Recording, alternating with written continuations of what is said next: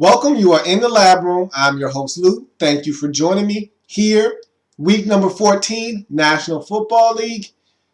NFL Network dubbed this week Survivor Sunday. And here's another one of those games that makes you think that this is a huge week in the National Football League. And again, this week 14 was set up to be one of the best, and it lived up to the billing as one of the best weeks in recent memory in the National Football League. And here's one of those matchups that you were looking forward to, that you circled on the calendar when you looked at Week 14. Monday Night Football, Chicago Bears, the Bears, at home taking on the Dallas Cowboys, America's team. Tony Romo, Jerry Jones, Jason Garrett, all of the hoopla that goes along with the Cowboys, coming off of their first two-game winning streak of the season. They had an extended rest after winning on Thanksgiving. Coming off of that win against the Raiders, they're 7-5. They were atop their division. The Eagles win on Sunday in impressive fashion at home versus Detroit. So now the pressure's on Dallas to win, to keep pace with the Philadelphia Eagles, to set up a huge NFC East showdown in Week 17. Meanwhile, the Detroit Lions, in that same game against Philadelphia, lost, leaving the door slightly ajar for a team like the Chicago Bears to that door slightly ajar for the Bears to push that door open and kind of come in at 6-6. Detroit dropping to 7-6. A win against Dallas on Monday Night Football would catapult them back into first place. Again, they don't own the tiebreaker over Detroit, but you need to win this game, get back to first place, and give yourself a chance in this division. Huge matchup for both teams involved. Let's break this one down. Monday Night Football, Bears and Cowboys. So, 7-5 Dallas Cowboys need this one in the worst way at 6-6 Bears. And I had said this before. This was a situation and a case where Dallas needed this game, but Chicago needed it more. If Chicago drops this game at home, drops to 6-7, their season is effectively over. And so they had to have it. If Dallas loses this game, goes to 7-6, but wins the rest of their games, they still win the NFC East. So it's not like they could not lose this game and they wouldn't be able to rebound. If they lost this game, they could still rebound from losing this game. However, Chicago, there is no tomorrow. You lose this game, see you later. Have a good winter. Have a good offseason. I'll see you next year. So this was a big one for the Bears. Gorgeous 12-play, 75-yard drive that ate up 6 minutes of the clock in the first quarter, capped by Dez Bryant 2-yard touchdown grab, gives the Cowboys an early 7-0 lead. That was a beautiful drive. And this drive here was really dominated by the run. They handed the football off to DeMarco Murray. Coming into this game, I had no idea that the Chicago Bears run defense was dead last in the league. I knew they were up there. I knew that this team struggled to stop the run. And without Lance Briggs, Urlacher is gone. Without those key cogs, a lot of young guys on this defense, you're going to make some mistakes. No Henry Melton in the middle of this defense. You're trying to fit Jay Ratliff in there, or Jeremiah Ratliff into the middle of your defense now. This is a Bears defense and they showed the graphic of the 11 starters from last year and into this year. You only got 4 of those guys remaining on the roster or either healthy enough to play. No Peanut Tillman. And so this defense is hurting right now. And, you got Bostic out there. Kasim Green is getting some run. You got Anderson. A lot of different parts in this defense. And so there's a lot of issues with this Bears defense right now. You're not getting enough pressure on the quarterback per se. And this drive, to me, epitomized that. They ran the football at will down your throat. Tony Romo had all the time in the world to scan the field, find open receivers, and they moved the football down 75 yards on 12 plays in just a little over 6 minutes to take a 7-0 lead in this game. But the Bears said, oh, okay, yeah, you got us defensively, but this isn't that type of night. You're not just going to trample over us defensively and offensively score points and not expect our offense to do something. Bears respond with an equally impressive drive, 12 plays, 76 yards. So they won up the Cowboys on a 76-yard drive, capped by a 3-yard Earl Bennett touchdown catch. It's 7-up. Yeah, it's an up thing. And that was an impressive drive for the same reason the Cowboys drive was impressive. It was a march down the field. You convert on third downs. You run the football. You pass it. Josh McCown looked sharp on this possession. I thought that was a statement made by the Bears that, hey, anything you can do, I can do better. Anything you can do, I can do better than you. And the Cowboys said, no, you can't. Bears says, yes, I can. And this drive to me showed that Alshon Jeffery, Brandon Marshall, and even Martellus Bennett, they were going to be a problem for this Cowboys defense, this secondary in this football game. Not to mention, you start keying in on those guys because they're going to hurt you in the passing game. It's going to open up rush lanes for Matt Forte. And I thought they did a great job during the telecast of illustrating the problems that the Cowboys have in that Tampa 2 defense. When they go to that double safety look, that's an open box. That's a 7-man front. You run on that. And that's what the Bears did. You bring that safety down into the box and get single high safety look. And then you just go to Alshon Jeffery, Brandon Marshall, or Martellus Bennett. And you pick your poison. And that's what the Cowboys essentially had to do. Bears get the ball back and do it again. This time, 10 plays, 65 yards, polished off with a 7-yard Josh McCown run. It's 14-7. He does the whole propeller thing, dives into the end zone, gets spun around. It's 14-7. Bears look ultra effective and efficient early in this game as they take a 14-7 lead. 2 possessions for the Bears, 2 touchdowns.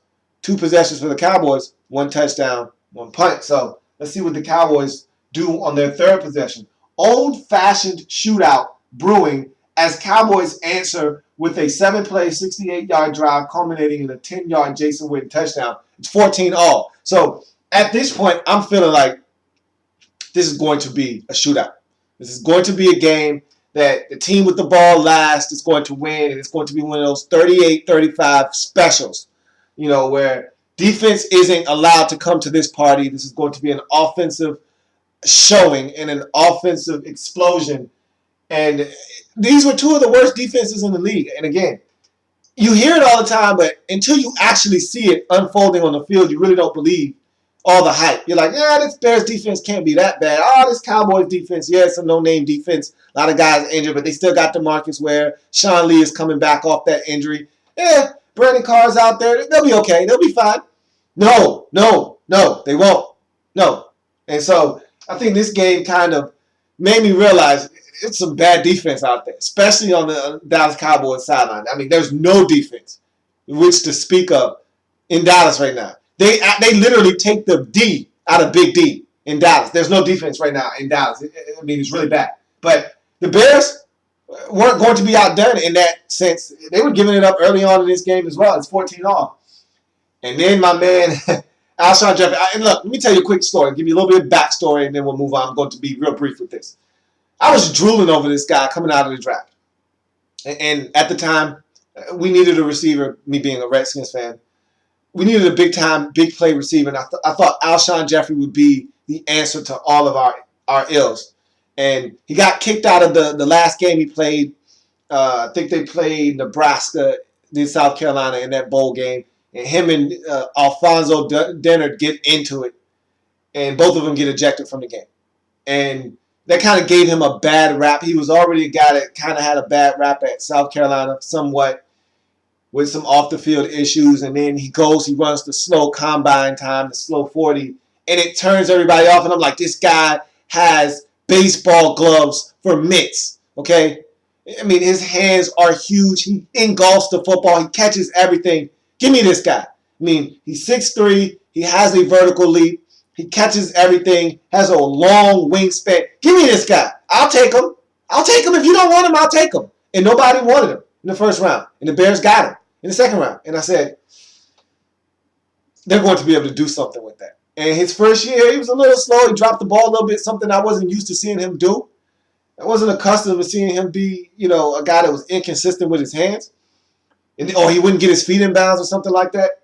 And then the light bulb just has come on this year. And the Bears were waiting, and they waited patiently, and their patience paid off. This guy's a stud. Okay, they got 2 number 1 receivers. Most teams would kill to just have 1 number 1 receiver. They got 2 number 1 receivers in Chicago. And here comes Alshon Jeffery doing what I like to call a BFG catch. And what a BFG catch is a ball fragment grab. And what that means is you put your balls, and I'm not talking about the football, I'm talking about your sack.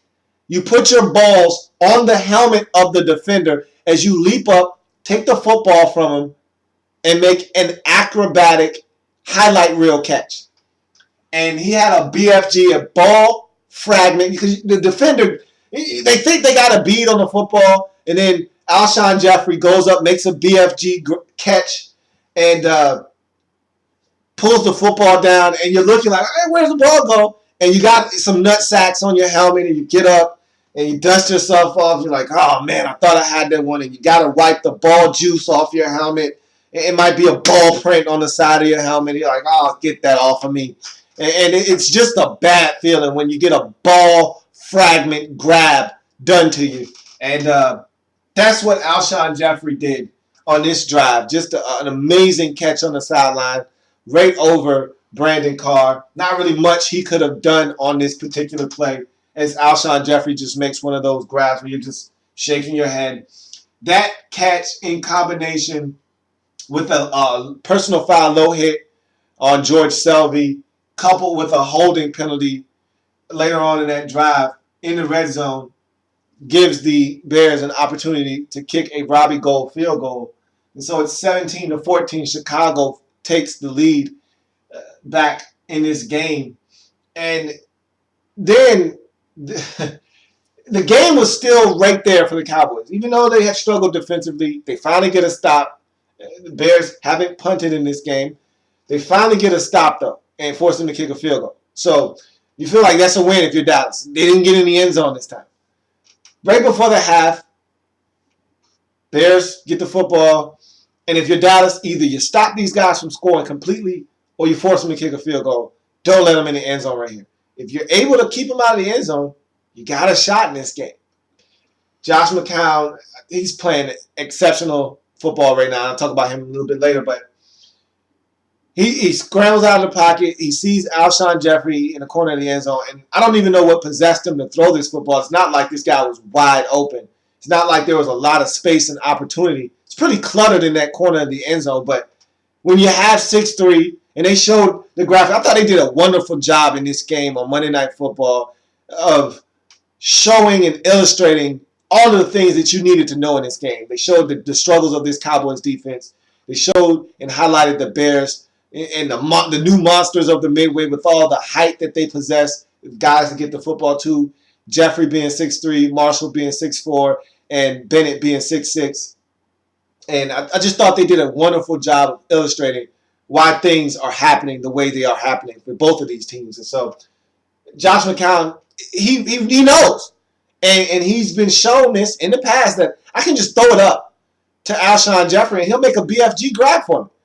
And so he goes and he just chucks it up in the corner of the end. And this was a perfectly placed football. And again, I don't know if he meant to do that. Of course he did, but I don't think you can throw that football any better than he did on that particular play. I mean, for him to be running to his left, stop, and rifle it all the way back across his body to the right, and for it to land where it did on this particular play, it was a thing of beauty. And Alshon Jeffery, presence of mind to not only get the separation necessary to make this catch, not only to make the catch, but to get his feet down in the way that he does. And the thing I love about him is once he gets his hands on the football, it does not move. He's not in a situation where, oh, did he complete the catch? Did he go all the way to the ground? Did the ball move at all? It's not moving. Once they hit his mitts, it's like a fly hitting a sticky trap. Once the ball hits his hands, it's not moving. It's not shaking. It's not rattling. It's not rolling. It's not doing anything but staying put.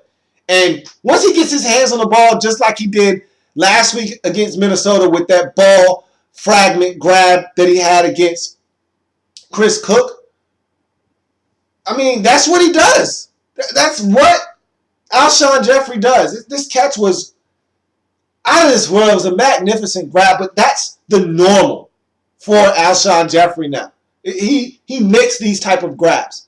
And that was a huge play in this game because that touchdown extended the lead to 10, and that deflated the Cowboys. That demoralized the Cowboys because You give up that touchdown like that before the half, and even though they had an opportunity to go down and get some points before the half, that hurts. I mean, because you see the game slipping away from you at that point when you go up, 24-14 if you're the Bears. If you're the Cowboys, they go up by 10. You see the game slipping away from you. This defense hasn't gotten a stop all game long. The Bears have had 4 possessions, 3 touchdowns and a field goal, so you haven't stopped them yet. Offensively, you're starting to sputter a little bit. The confidence is starting to wane if you're the Cowboys. That was a tough one to give up right before the half. It's 24-14 now. And my motto with Alshon Jeffery is never trust a guy with 2 first names because he'll put his balls on your helmet. He's not a trustworthy guy. He's going to make catches on you. He's going to embarrass you. Never trust a guy with 2 first names. And that's Alshon Jeffery. So now it's 24-14. Bears starting to assume control of this game. Right out of the gate in the second half, Bears grab another field goal. It's 27-14 at this point. At this point, game's over to me. Cowboys are struggling. They can't stop the Bears. Bears march right down the field again. They score another touchdown. And then they're starting to be greedy now. They go for 2. They convert. It's 35-14. This game's done. At this point, no more notes need to be taken. I see where this game is heading. The Cowboys are struggling. Their confidence is shot. They're done in this game. Your final score ends up being 45-28. Bears dominate this game. I mean, they had 7 straight possessions to open up this game where they scored points, did Chicago. I mean, this was total domination on every front. And it was funny because if this game would have played out where the Bears would have actually had to play defense and they were getting dominated on the ground. The Cowboys had over 100 yards rushing in the first half. DeMarco Murray had 14 carries for over 100 yards in the first half. I mean, he was dominating the Chicago Bears front. He was dominating. And if the Bears had to deal with the run game this whole entire game, he would have gotten 200 yards rushing. But luckily enough for them, this offense was so dynamic. Brandon Marshall had a huge game. I talked about Alshon Jeffery and some of the big grabs he had in this game. He was dynamic. Martellus Bennett did his job. Earl Bennett chipped in. I mean, Forte, everything that the Cowboys tried to do, they tried to blitz. It's like the Bears were waiting, inviting them to blitz. So they could just swing Matt Forte out on a swing route, dump it to him out in the flats, and let him run up the field. He was dominant in this game too, was Forte. I mean, the Bears had it clicking on all cylinders offensively. And by virtue of their offense playing so well, their defense got bailed out because their defense was struggling at the beginning of this game. But because the Bears' offense was so dynamic and they were forcing the issue offensively by scoring so many points, the Cowboys had to essentially abandon the run game. And look, this is a Cowboys team that wants to throw it anyway. Again, Monday Night Football telecast did a great job of illustrating to us that the Cowboys are a 65 pass, 35 run ratio football team anyway. So they're inclined to want to pass the football anyhow. So you start scoring points and they get a little nervous, they're going to revert to what they want to do anyway, which is pass the football. And that's what they did. They got away from the run, which was dominant in this game early. They had to throw the football because the Bears were scoring points, and it ended up backfiring on them. If they kept running the football, if they continued to run the ball in this game, I think they would have stuck around because they would have dominated the line of scrimmage, and the Bears would have had to make some adjustments. They might have tried some things. Romo might have gotten some looks, and they might have been able to take advantage of them, but instead they took to the air. Bears were able to force a couple of incompletions, get off the field, and once their offense got the ball, you knew what they were going to do with it. They were going to turn it into points. They did that in this game, and the Bears dominate. If you're the Cowboys, aren't you tired of getting embarrassed on national television, on the road? I mean, even at home you get embarrassed sometimes because this Bears team embarrassed you last year on Monday Night Football. They come back this year. This time they're at home and they embarrass you again. You just come off of being embarrassed on Sunday Night Football versus the New Orleans Saints. It's been a rough year for the Cowboys. But again, with all that being said, you're 7-6 and you're still right there in the thick of things of that NFC playoff hunt. Now, I tell you what, if you keep playing like this on defense, you can go ahead and cancel any plans of playing in January. Go ahead and turn this division over to Philly and walk away. If you're not going to play better defense than this, you might as well quit while you're ahead because it's going to get a lot worse before it gets any better if you're going to play defense like this on a week-to-week basis. But This is an anomaly. Everybody isn't the Bears. Everybody doesn't pose the same threats that the Bears pose. Everybody doesn't have Alshon Jeffery and Brandon Marshall and Martellus Bennett. Everybody doesn't have three receivers over 6'3" that can all hurt you in a multitude of ways. Everyone doesn't have Matt Forte at their disposal. And let's talk about Josh McCown really fast. Josh McCown is playing right now at a Pro Bowl level. And I think a lot of people, including myself, when he was first, given this starter's job by default because of the injury to Jay Cutler, just thought he was going to come in and you were just going to ask him to not throw up all over himself. I've seen Josh McCown. I know who he is. And he's always been a guy that has been ultra talented. This goes back to the Arizona days. I've always thought that he was a talented guy. He just never could put it together. So I'd given up on him. He's been in the league, 13 years now? The light bulb usually doesn't just come on all of a sudden. And so I just said, if he can just weather the storm, keep this ship afloat, maybe they'll have a chance when Jay Cutler comes back. Now I'm singing a totally different tune. I'm like, hey, if I'm the Bears, I tell Jay Cutler, hey, man, have a seat. And we're going to run with Josh for a little bit. You make sure you're totally 110% healthy before we bring you back. But the way I see it now, and Mark Trestman has already come out and said, look, Jay's our guy. When he's healthy, he's going in. He's our starter. If you're Josh McCown, I think you might have played your way into potentially getting an opportunity to start in this league. Now, look, if it's not with the Bears, I don't think he needs to go anywhere else. Being 34 years old or however old he is, I think he's 34. I don't know if he's got a Rich Gannon, Kurt Warner type of end to his career. A lot of people have been mentioning those two names, but he's good because of his supporting cast. He's not good because he's just good. He's playing exceptional football, don't get me wrong. But he's able to throw the football up. He's able to place the ball up high where only his receivers can get it and they can come down with the football. He's able to get away with some things that if you put him on the Indianapolis Colts team right now, per se, he's not as successful. So I'm not saying he's a system quarterback, but I'm saying he's a system quarterback. But this dude is playing lights out football. How do you not keep him on the field the way he's playing? He's only thrown one interception all season long versus 14 touchdown passes. The guy is dynamic right now. He's playing lights out football. Hard to see him being relegated back to clipboard holder, but when Jay Cutler is back, that's what he's been told. Hey, look, Jay's our guy. So, and he respects that decision. Josh McCown, he knows what this is. He's a veteran. He understands his role on this football team. But if I'm Josh McCown, I'd like a shot. I think I've earned it. He's on cloud nine right now, and he deserves to be. He's playing at a really high level right now, extremely high level. And these Bears, they're all of a sudden, I would love to see this team in the postseason. I really would. I don't think the Detroit Lions want to go to the postseason. I don't think they want to go. I don't think they want to win that division. I wouldn't mind seeing this Bears team take their spot. If they don't want it, the Lions don't want to go, and you're Chicago, hey, I'll take it. If you don't want that ticket to the dance, you don't want to go to the show, I'll take that ticket. Hand it over to me. I'll take it. Because this Bears team is dangerous. Even though they don't play a lot of defense, they can't stop the run to save their life. Peanut Tillman will be back at some point. So will Lance Briggs. If this offense gets a chance, they could do some damage. Why not this Bears team? So I would love to see these guys get into the tournament, but they got to be more consistent on defense. And with some of these guys getting healthy, maybe they'll turn it around defensively. This is a dangerous team right here. You don't want to see this Bears offense the way they're playing this offensive line. They're playing lights out football. Matt Forte, because of the attention that you have to pay to Marshall and Jeffrey and Bennett. Matt Forte has rushing lanes. This is a dangerous football team. If you're Dallas, this is a brutal loss, but again, one that you didn't have to have. You wanted this one bad because you wanted to keep pace with Philly. Just win the rest of your games and you're still NFC East champions. But the way I saw you play on defense, I don't know how that's even feasible right now. You got a lot of things to clean up and not a lot of time to do it. We'll see. We'll see. You got some things to work on, but Bears get it done 45-28. They go to 7-6. They're tied atop the NFC North Division. Eagles now are in sole possession of first place at 8-5 after this loss by the Cowboys, who dropped to 7-6 on the season.